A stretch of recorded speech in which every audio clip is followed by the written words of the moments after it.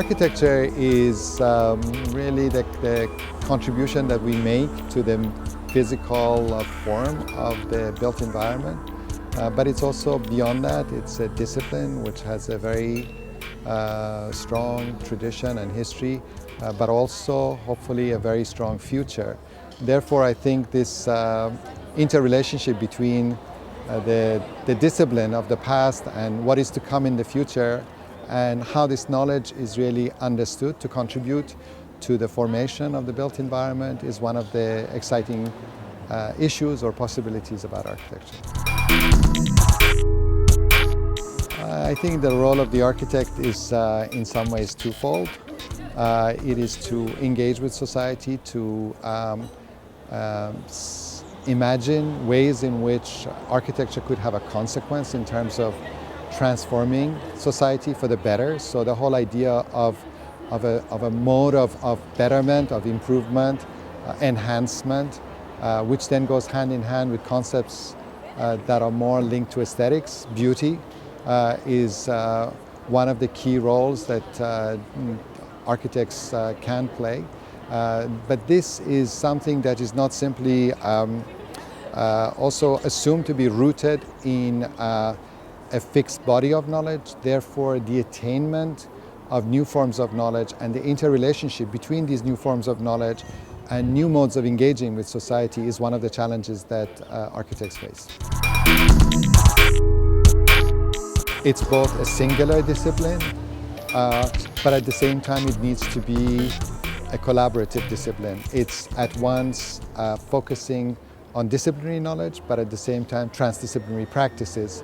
Therefore, it means that architectural education has to find new venues for collaboration, because today the knowledge that is needed for us to really address big picture issues globally are not solely available within the history and traditions of architecture. Therefore, we need to also find ways in which we are collaborating with other disciplines, not only the allied design disciplines, but really with a whole host of other disciplines, from law to politics to engineering, which then provide a much wider menu, if you like, of forms of knowledge, but also with them forms of collaboration that are necessary today to address the critical issues that we face today as a society. I think the GSD is very well positioned to address key societal issues today, because first, we are a multidisciplinary school in the sense that we believe strongly both in the focus of individual disciplines like architecture, but also on the interrelationship between architecture, landscape architecture, urban planning, urban design, and at the same time being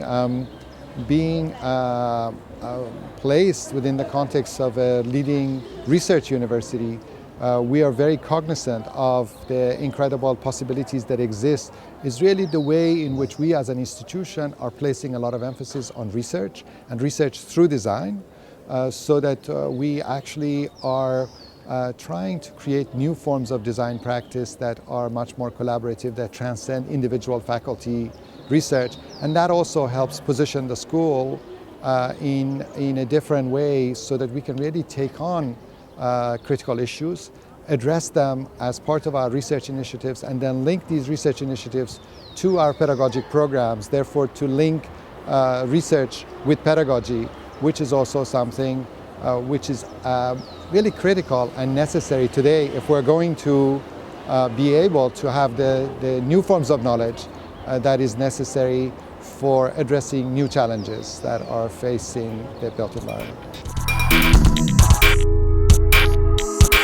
I think at the GSD we've tried to, if you like, do both by addressing and understanding contemporary issues by being on site. We have a lot of studios that travel to different parts of the world. Every semester, more than half of our studios are in different locations. Over the last few years, we have been in 42 countries.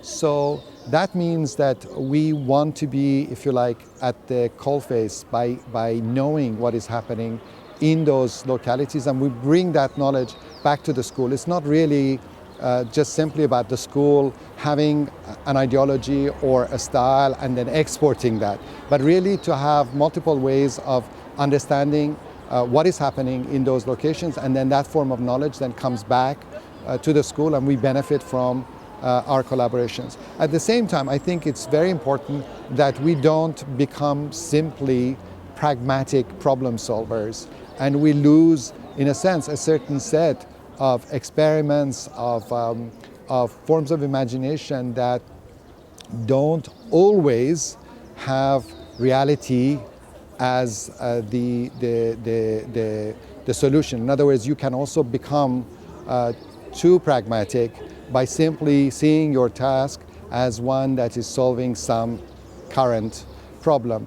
Having that kind of capacity of being in multiple places, multiple locations, is one of the key components of what the kind of mode of thought, way of thinking, way of imagining that we need today to be able to actually create alternative strategies that really avoid the pitfalls of then training students or graduates who then, when they enter society, feel unable. So one key feature of many of our studios is actually that kind of participation is happening with society, with authorities, is happening while people are actually in the school. Ecological urbanism is, in a way, on one level, is a kind of mode of thinking. It's also trying to be the provision of certain modes of or methodologies of practice, which is trying to bring many of these disparate issues today to say that as designers, we face the challenge to imagine new modes of urbanization that are taking into consideration the limitations of resources. At the same time, it's cognizant of the incredible inequities and risks that also exist in society. So what are the ways in which we can imagine these new social, political, and spatial structures that respond to the dynamics of the multiplicity of these conditions that we face?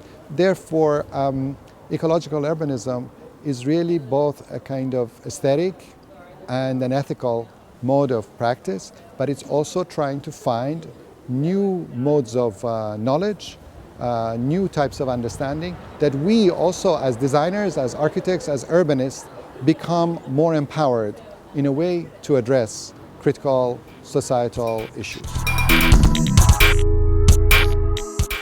Well, in order for both the GSD but also for the ideas behind ecological urbanism to be effective, we need to communicate with others, to understand the contribution of others, to see this as, in a way, a participatory practice, because it needs to be, it's not like it's a fixed body of knowledge, it's an evolving body of knowledge, so we need to learn. And part of that process is really the process of dissemination, of communication. And therefore, from the book originally, we also had an ebook.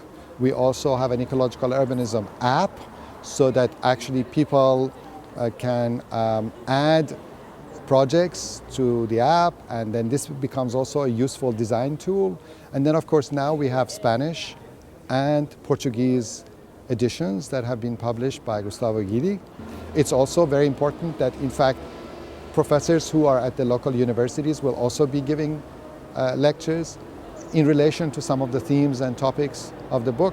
Therefore, the issue of dissemination of this kind of knowledge, it doesn't mean also that we all have to agree about all the things. We're also here to learn from people who might disagree, who might be critical of some things, and so on and so forth, and then see what are the consequences of this, because we, of course, have gone on to do other things after ecological urbanism. And I think there is something which is extraordinarily beneficial when we have the capacity to learn from other colleagues in different parts of the world. But it's also very exciting to have the Spanish edition and see what reactions there are to it and how many mistakes we have in the translation or not. I hear good things, so that's also an exciting thing when you have this kind of new venture.